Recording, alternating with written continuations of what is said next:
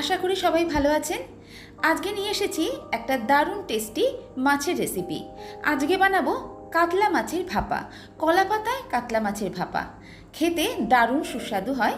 গরম গরম ভাতের সঙ্গে এই রকম একটা ভাপা পেলে খাওয়াটা জাস্ট জমে যাবে। কিভাবে বানাবো সেটা দেখার জন্য পুরো ভিডিও জুড়ে আমার সঙ্গে থাকতে হবে। তাহলে চলুন শুরু করা যাক আজকে কাতলা মাছের রেসিপি। সঙ্গে আছে আমি আপনাদের বন্ধু মহুয়া। আমার চ্যানেলে আপনাদের সবাইকে স্বাগত জানাচ্ছি। শুরুতেই আমি এখানে নিয়ে নিলাম 4টে কাতলা মাছের পিস। মাছগুলো আমি ভালো করে ধুয়ে পরিষ্কার করে নিয়েছি। এবার প্রথমেই মাছগুলোকে নুন আর একটু লেবু দিয়ে মাখিয়ে নেব।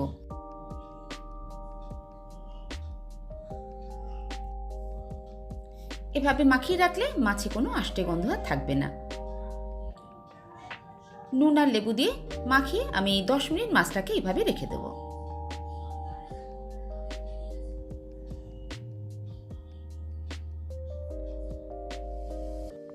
এবার ভাপা বানাবার জন্য একটা মশলা তৈরি করে নিচ্ছি। প্রথমে আমি এখানে নিয়ে নিলাম 1 মুঠো ধনে পাতা, তারপর দিলাম 1 মুঠো পুদিনা পাতা, আর এর সঙ্গে দেব বেশ কয়েক কোয়া রসুন, আর দিয়ে দেব অল্প একটু আদা। আদা খুব বেশি পরিমাণ লাগবে না, আমি এখানে 1 ইঞ্চির থেকেও কম আদা ইউজ করেছি। আর দিয়ে দিলাম 4-5টা কাঁচা লঙ্কা। এবার এগুলোর একটা ফাইন পেস্ট তৈরি করে নেব। আজকে কাতলা ভাপা বানাবো সর্ষে বাটা ছাড়া। সর্ষে বাটা ছাড়া একদম অন্যরকমভাবে বানাচ্ছি। রেসিপিটার নাম দেখিয়ে নিশ্চয়ই আপনারা বুঝতে পেরেছেন যে আজকের রেসিপিটা হবে হারা ভাড়া কাতলা। পেস্টটা তৈরি হয়ে গেছে। এবার আমি পেস্টটা দিয়ে মাছটাকে মাখবো।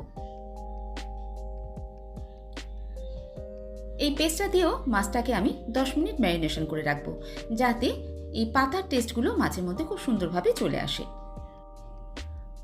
অল্প একটু নুনও দিয়ে দিলাম। মাছ মাখার সময়ও আমি নুন দিয়েছিলাম, সেটা বুঝে এখন নুনটা দিলাম। এই রান্নায় কোনো রকম হলুদ ইউজ করব না, আর কোনো রকম লঙ্কা গুঁড়োও আমি দেবো না। এই জন্য পরিমাণ মতো কাঁচা লঙ্কা আমি একসঙ্গে বেটে নিয়েছি। এবার এই মশলাটা দিয়ে মাছটাকে ভালো করে মেখে নেব।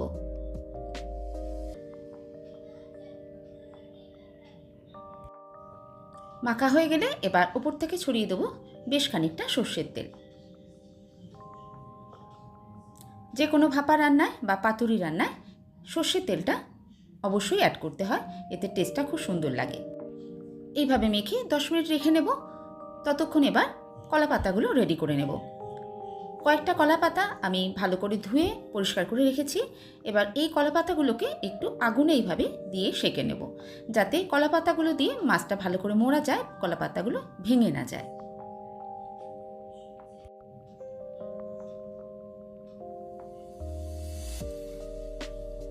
সব কিছু রেডি হয়ে গেছে। এবার চলুন চটপট কলা পাতায় মাছগুলোকে মুড়ে ফেলি।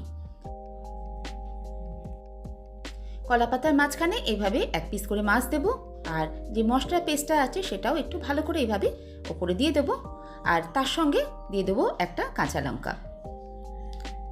এবার 2 সাইডটা দিয়ে ভালো করে এভাবে মুড়ে নেব। কলা পাতায় মোড়া পাতুরি আপনারা সবাই নিশ্চয়ই বানিয়েছেন, আর সেগুলো নানান রকম মাছ দিয়ে বানিয়েছেন। কাতলা মাছ দিয়ে কি কোনোদিন বানিয়েছেন? একবার এইভাবে ট্রাই করে দেখবেন। কলা পাতাটা ভালো করে মুড়ে দিয়েছি। এবার সুতো দিয়ে বেঁধে দেব।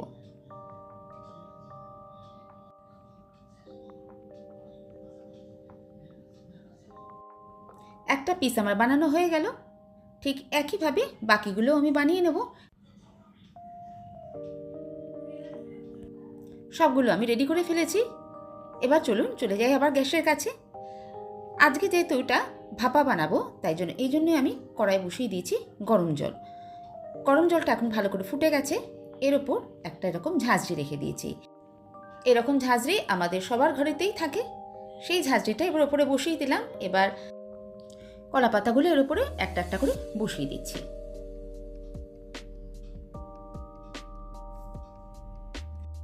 ফ্লেমটা হাইতেই রেখে একটা ঢাকা দিয়ে এবার 20 মিনিট রান্না করে নেব। 10 মিনিট বাদে আমি ঢাকাটা খুলে এগুলোকে একবার উল্টে দিচ্ছি।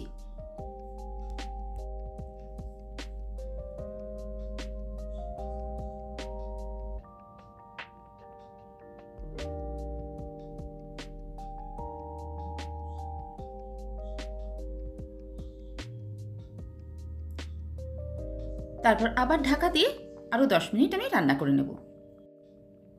আরও 10 মিনিট রান্না করে নিয়েছি। গ্যাসের ফ্লেমটা আমি এখন অফ করে দিয়েছি। কলা পাতায় কাতলা ভাপা আমাদের এখন একদম রেডি। ঠান্ডা হওয়ার পর আমি আপনাদের সার্ভ করে দেখাচ্ছি।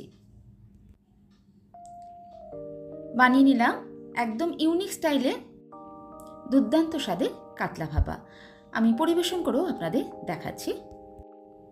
নানান রকম মাছ দিয়ে আমরা ভাপা করে থাকি, আর সেগুলো আমরা খেতে খুবই ভালোবাসি। কাতলা মাছ দিয়েও নানান রকম রান্না খাই আমরা। একবার এইভাবে কাতলা ভাপা বানিয়ে দেখবেন, খেতে দুর্দান্ত লাগে। গরম গরম ভাতের সঙ্গে এই কাতলা ভাপা খেতে অসাধারণ লাগে। এবার খুলে দেখি আজকের ভাপাটা কিরকম দেখতে হয়েছে।